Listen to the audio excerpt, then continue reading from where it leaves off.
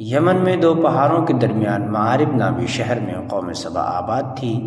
یہاں کے بادشاہوں نے ان دونوں پہاڑوں کے درمیان ایک نہایت مضبوط ڈیم بنوایا تھا جو سد معارب کے نام سے مشہور تھا۔ یہ ڈیم شمال و جنوب دونوں طرف کے پہاڑوں سے آنے والے پانی کو روکتا تھا۔ اس پانی کی وجہ سے ان کے دارالحکومت شہر معارب میں عمدہ عمدہ میووں کے درخت لگے ہوئے تھے۔ قوم سبا ایک زمانے تک اللہ کے احکام پر عمل کرتی رہی، مگر پھر وہ ان نعمتوں میں پڑ کر ایک اللہ کو بھول گئی اور کفر و نافرمانی میں مبتلا ہو گئی۔ اللہ تعالیٰ نے ان کی اصلاح کے لیے متعدد انبیاء کرام کو بھیجا، لیکن ان لوگوں نے کسی نبی کی دعوت قبول نہیں کی اور گمراہی اور اللہ تعالیٰ کی نافرمانی میں بڑھتی چلی گئی۔